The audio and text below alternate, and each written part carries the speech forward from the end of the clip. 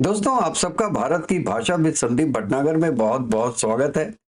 और आशा करता हूं कि आपका होली का त्योहार बहुत अच्छी तरीके से बीता होगा। पिछले 4 दिनों से एक ही न्यूज चल रही है और वो है पाकिस्तान में जाफर एक्सप्रेस की हाईजैक। अलग अलग लोगों की अलग अलग टिप्पणियां हैं, अलग अलग बयान हैं और अलग अलग हकीकतें बयान कर रहे हैं। आईएसपीआर बोलता है कि ये जो हाईजैक था ये ड्रामा खत्म हो चुका है। 21 लोगों की डेथ हुई है और 4 सोल्जर्स की डेथ हुई है और इसके साथ 33 मिलिटेंट्स को मार दिया गया। जबकि बीएलए उसके बाद ये बोलता है कि नहीं, ये जो पाकिस्तान आर्मी बोल रही है वो बिल्कुल गलत बोल रही है, ऐसा कुछ नहीं हुआ है। और अभी भी हमारे पास 119 जो पाकिस्तान फौज के जवान हैं वो हमारे पास आज की डेट में भी किडनैप्ड हैं और हमने उनको 2 से 3 जगहों पे रखा हुआ है। आज मेरा टॉपिक ये नहीं है दोस्तों। आज मेरा टॉपिक ये है कि क्या इंडिया को फ्री बलूचिस्तान के लिए बलूचिस्तानियों की हेल्प करनी चाहिए या नहीं करनी चाहिए। आज हम इसके बारे में डिस्कस करेंगे। दोस्तों, ये जो बलूचिस्तान का इंडिपेंडेंस मूवमेंट है उसमें क्या इंडिया को डिस्क्रीटली हेल्प करना चाहिए? क्या इंडिया को मॉरल, पॉलिटिकल और फाइनेंशियल सपोर्ट देना चाहिए? और क्या इंडिया को इससे एक स्ट्रेटेजिक एडवांटेज मिलेगा?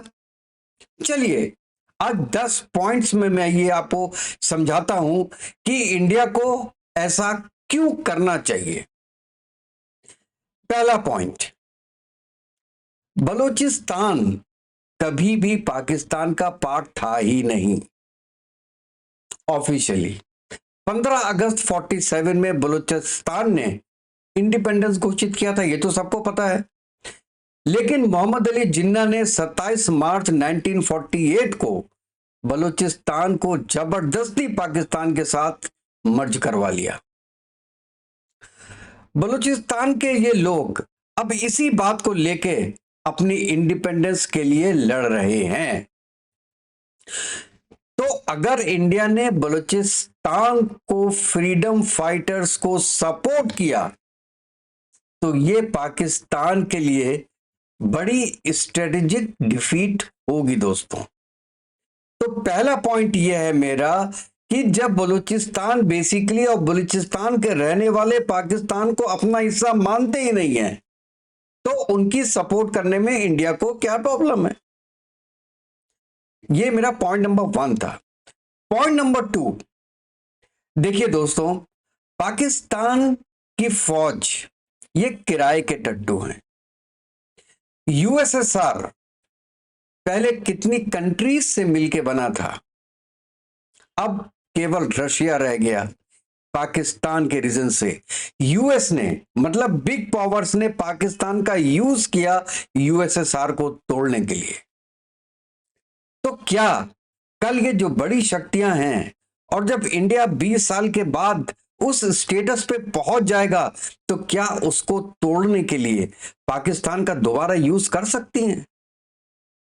आज की डेट में आपको लगता है ये चीज डिफिकल्ट है, लेकिन मैं गारंटी के साथ बोलता हूं कि अगले 20-25 सालों में ये सिचुएशन आ सकती है कि बड़ी शक्तियां पाकिस्तान को एक बार फिर मोहरा बनाए। क्यों? क्योंकि पाकिस्तान के पास तो खाने के लिए नहीं होंगे उस वक्त। आज तो कुछ खा पी रहे हैं, आईएमएफ कुछ लोन दे रहा है, वर्ल्ड बैंक लोन दे रहा है, तो आपका खाना चल रहा है। 20 साल के बाद आपके पास ये भी नहीं होगा। उसके बाद केवल आप जो बाहरी शक्तियां हैं उनके कहने पे काम करेंगे। और अगर भारत को कर्टेल करने के लिए, भारत को भी 4 भाग में बांटने के लिए, ईस्ट वेस्ट नॉर्थ साउथ, अगर बड़ी शक्तियां लग जाएं तो पाकिस्तान उनका मोहरा बन सकता है दोस्तों। तो ये मेरा दूसरा पॉइंट था। वो पॉइंट हमको आज ही खत्म करना है कि ये पॉसिबिलिटी ना हो। और ये पॉसिबिलिटी तब नहीं होगी जब पाकिस्तान की खुद अपनी इतनी बड़ी औकात नहीं होगी। अगर पाकिस्तान भी चार भागों में टूट जाता है तो एक छोटा पाकिस्तान जिसकी फौज भी छोटी होगी वो इस काबिल नहीं होगी कि वो इंडिया से लड़ सके। और बलूचिस्तान जो अगर अलग बन जाता है तो उसके रहते पाकिस्तान के लिए बड़ा मुश्किल हो जाएगा कि एक साथ वो अफगानिस्तान, बलूचिस्तान, खैबर पख्तूनख्वा और इंडिया से एक साथ लड़ाई कर सके, तो वो ये लड़ाई भूल भी जाएगा। तीसरा पॉइंट मेरा है कि पाकिस्तान का इंटरफेरेंस कितना रहा है इंडिया के पंजाब में। क्या ये बदला लेने का वक्त नहीं है? खालिस्तान मूवमेंट के पीछे पूरा पूरा सपोर्ट रहा है आईएसआई का। आपको याद होगा सितंबर 22 में कनाडा में खालिस्तान की कॉन्फ्रेंस में पाकिस्तान के कौंसल जनरल जाबाज खान उन्होंने ये कॉन्फ्रेंस अटेंड की थी और कॉन्फ्रेंस के तुरंत बाद रेफरेंडम हुआ था। ये देखिए, मैंने एक ट्वीट भी लगाया हुआ है इसका। तो जब पाकिस्तान इंडियन पंजाब को डीस्टेबलाइज कर रहा है तो इंडिया भी रिटेलिएशन के लिए बलूचिस्तान को सपोर्ट क्यों ना करे, बिल्कुल करना चाहिए। अब आज नहीं करेंगे तो कब करेंगे? आज आपके पास पावर है, आज जो बड़ी बड़ी शक्तियां हैं वो आपके साथ हैं, तो आज आप नहीं करेंगे तो कल शायद आपका समय नहीं होगा। और मेरा ये एक तीसरा पॉइंट, जो नक्सल मूवमेंट्स हैं इंडिया में, जो आपके बॉर्डर एरियाज में हैं, उसमें आईएसआई के सबूत मिले हैं और पाकिस्तान के कुछ हथियार मिले हैं नक्सल्स के पास। और ये मनी ट्रेल मिली है जिससे ये पता चलता है कि पाकिस्तान और दुबई के थ्रू इंडिया में पैसे आए हैं नक्सलियों के लिए। तो अब देखिए, ये पाकिस्तान की बहुत पुरानी स्ट्रेटजी है कि इंडिया के अंदर ही सिविल वॉर क्रिएट करो। तो जब पाकिस्तान इंडिया के खिलाफ प्रॉक्सी वॉर चला रहा है तो इंडिया भी बलूचिस्तान के थ्रू काउंटर स्ट्रेटजी क्यों ना करे? आप बताइए, आप कमेंट्स में बताइए कि क्यों इंडिया ना करे। और मेरा चौथा पॉइंट है कश्मीर का। चारों जंगें कश्मीर में पाकिस्तान ने स्टार्ट की। अब तो पाकिस्तान का भी बच्चा बच्चा ये बात जानता है, 47 में, 65 में, 71 में, कारगिल में, सब पाकिस्तान ने शुरू की। और पाकिस्तान ने तो हमेशा कश्मीर को अपनी शारक माना है। तो अगर पाकिस्तान को इंटरनली डिसरप्ट कर दिया जाए, चार भागों में बांट दिया जाए, तो वो कश्मीर पे उसका फोकस खत्म हो जाएगा और वो फिर इंटरनली समझ जाएगा कि वो इस लायक ही नहीं है कि इंडिया से कश्मीर के बारे में लड़ाई कर सके और कुछ कश्मीर का भाग ले सके। तो बलूचिस्तान का इशू उठाकर पाकिस्तान को अपनी प्रॉब्लम्स पे ध्यान ज्यादा देना पड़ेगा और इससे पाकिस्तान मजबूर हो सकता है कि वो कश्मीर को छोड़ दे। उसका पूरा जो सैन्य बल है वो लग जाएगा उनके वेस्टर्न बॉर्डर पे। ये भी इंडिया के लिए एक बहुत अच्छा होगा। इसके अलावा देखिए, इकोनॉमिकल डाउन जो पाकिस्तान होगा अगले 15, 20, 25 सालों में, वो एक न्यूक्लियर वॉर स्टार्ट कर सकता है इंडिया के अगेंस्ट में। पाकिस्तान की क्राइसिस है, आईएमएफ आगे से लोन देगा नहीं, फॉरेन रिजर्व्स उनके पास अब बचे नहीं है। ऐसे वक्त में अगर पाकिस्तान एक मिस एडवांटेजर कर देता है, उसका जवाब क्या होगा? या कोई बड़ी जो बिगर कंट्रीज हैं वो यूज करके पाकिस्तान का ये काम करा सकती हैं। देखिए, मेरी बात सुनिए, पाकिस्तान खुद नहीं करेगा। पाकिस्तान के पास बहुत हैं, छोटे छोटे इंडिपेंडेंट रीजन्स हैं उनके पास अलग अलग आतंकवादी संगठन हैं। वो उन पे ब्लेम कर देंगे कि नहीं हमने नहीं किया। इन बड़ी शक्तियों ने इनका यूज करके उसका नो हाउ, न्यूक्लियर कैसे बनाया जाता है, कैसे उसको बनाया, मतलब उसको असेंबली करके कैसे उसको ब्लास्ट किया जाता है, ये उन्होंने बाहर के लोगों से सीखा होगा, किसी और कंट्री से सीखा होगा, हमने तो कुछ बताया नहीं। और उन्होंने टेक ओवर करके ये एक्शन ले लिया। आप क्या करोगे उस वक्त? मैं एक हाइपोथेटिकल सिचुएशन बोल रहा हूं कि किसी भी बाहरी कंट्री की, बिग पावर्स की हेल्प से और दूसरों पे नाम लगा के न्यूक्लियर वॉर अगर इंडिया पे हो जाती है, उसका जिम्मेवार कौन होगा? लेकिन अगर वही पाकिस्तान एक छोटा कंट्री होता है, उसकी आर्मी छोटी होती है, तो उनके लिए ये करना बहुत मुश्किल हो जाएगा। और जो बड़ी कंट्रीज हैं वो फिर पाकिस्तान से ये काम ले नहीं सकती, क्योंकि उनको भी पता चल जाएगा कि पाकिस्तान की कैपेबिलिटी नहीं है। तो ये मेरा एक और पॉइंट था। छठा पॉइंट मेरा है कि ये जो आपका बीएलए के खिलाफ जो पाकिस्तान की एट्रोसिटीज है, वो एक तरीके से आज बर्दाश्त के बाहर हो गई है। आपको पता होगा मास ग्रेव्स मिलती हैं वहां पे, बलोच वुमेन एंड चिल्ड्रन को टॉर्चर किया जाता है। कितने मिसिंग लोग हैं? 20,000 लोग मिसिंग हैं। तो ये इंसानियत का तकाजा भी है कि ऐसे लोगों की दुनिया में हेल्प की जाए जिनको वाकई हेल्प की जरूरत है, एक अच्छे कॉज के लिए जरूरत है। हमारा मकसद पाकिस्तान को तोड़ना नहीं होगा, हमारा मकसद होगा बलूचिस्तान को आजाद कराना। आजाद कराने के लिए चाहे हमें उनको मॉरल सपोर्ट देना पड़े, उनको फाइनेंशियल सपोर्ट देना पड़े, उनको पॉलिटिकल सपोर्ट देना पड़े, देना चाहिए। और ये बहुत इंपॉर्टेंट है। और एक बात और दोस्तों, मेरा 8वां पॉइंट, आपने Mumbai attack, Pathankot attack, parliament attack का कौन बदला लेगा? अक्षरधाम मंदिर का, मतलब जब मुंह उठाया इंडिया में आए और अटैक करके चले गए, इसका जवाब कौन देगा? आज अगर इंडिया इस काबिल है कि पाकिस्तान को जवाब दे सके, तो जवाब क्यों नहीं देना चाहिए? क्यों नहीं जवाब देना चाहिए? 26/11 का जवाब अब देना चाहिए। क्या अब तक इंडिया ने उनका प्रॉपर जवाब दिया है? नहीं दिया।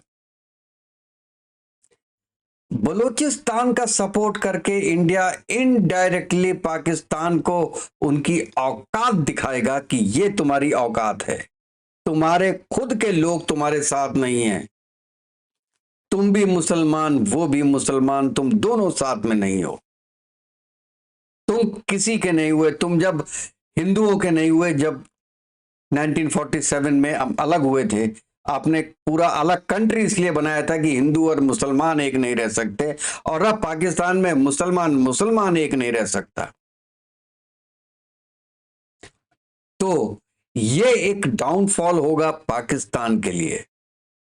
उनको समझाने के लिए, उनको समझ में नहीं आ रहा है कि उनकी वो गलतियां कर कहां रहे हैं, ये उनको समझाने के लिए जरूरी होगा कि जैसे बांग्लादेश अलग हुआ था, तुमने उनके साथ भी एट्रोसिटीज की, कितने रेप्स किए, लाखों लोगों को मारा, 30 लाख बांग्लादेशियों को मार दिया साहब।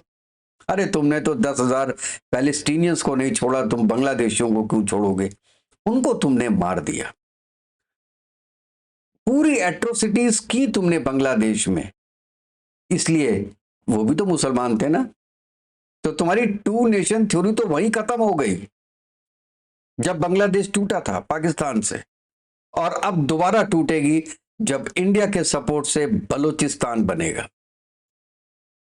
सिंधिस्तान बनेगा और खैबर पख्तूनख्वा अलग होगा।